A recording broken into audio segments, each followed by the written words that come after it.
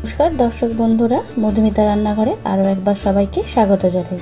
आजके आमि माछेर आरेकटी नतून रेसिपि निये चले एसेछि सर्षे बाटा दिये पमफ्रेट माछ। एई सर्षे बाटा दिये पमफ्रेट माछ बांगालीदेर अत्यंत प्रिय एकटी रेसिपि। गरम भातेर साथे एई पमफ्रेट माछ दुर्दान्त लागे खेते। आमरा सकलेई निजेदेर मतन करे बाड़ीते तैरी करे थाकि। आमि किभाबे पमफ्रेट माछ सर्षे बाटा दिये तैरी करी सेटाई आपनादेर साथे आजके शेयर करब। ताहले देखे नेওয়া যাক आजकेर रेसिपिटी।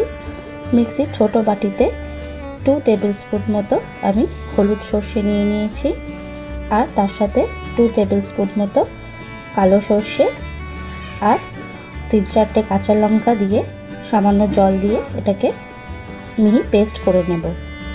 एरपर एखाने 3 पिस पमफ्रेट माछ निये निয়েছি। माछखान थेके आमी छिड़ লাগিয়ে দিয়েছি ছুরি দিয়ে যাতে নুন হলুদ ভালোভাবে এর মধ্যে ঢুকে যায়।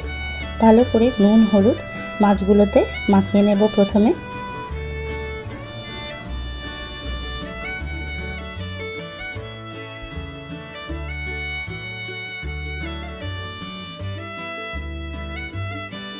কড়াইতে বেশ কিছু পরিমাণ সরষের তেল দিয়ে দিলাম। একটু বেশি পরিমাণে সরষের তেল নিয়েছি যাতে মাছগুলো ভালোভাবে ভাজা হয়, তলা থেকে লেগে না যায়। पमफ्रेट माछ बेशी लाल करे भाजार प्रयोजन नेই, हालका फ्राई होलेই एगुलो হয়ে যায় কারণ এগুলো খুব নরম মাছ হয়। এগুলোকে উল্টে দিয়ে দু পিঠ ভালোভাবে ফ্রাই করে নিয়েছি। মাছগুলোকে একটি অন্য পাত্রে তুলে নিলাম। আর একটা মাছ আমার বেঁচে গেছে, সেই মাছটাকেও আমি ফ্রাই করে নেব। ঠিক সেম ভাবে উল্টো পিঠটা ভালো করে ফ্রাই করে নিচ্ছি। হালকা লালচে হয়ে আসলে মাছটাকে তুলে নিলাম।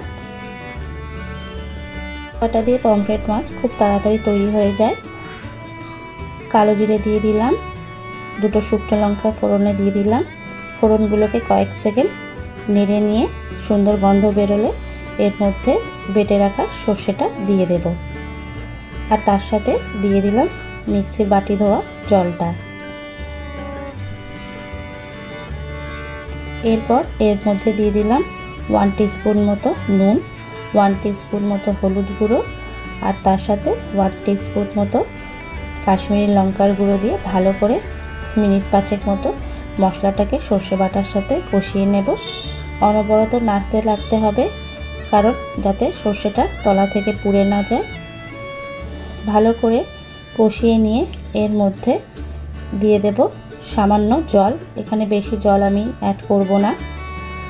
3-4টে কাঁচা লঙ্কা দিয়ে দিলাম। সামান্য জল দিয়েছি কারণ এটা আমি একটু মাখা মাখাই রাখবো।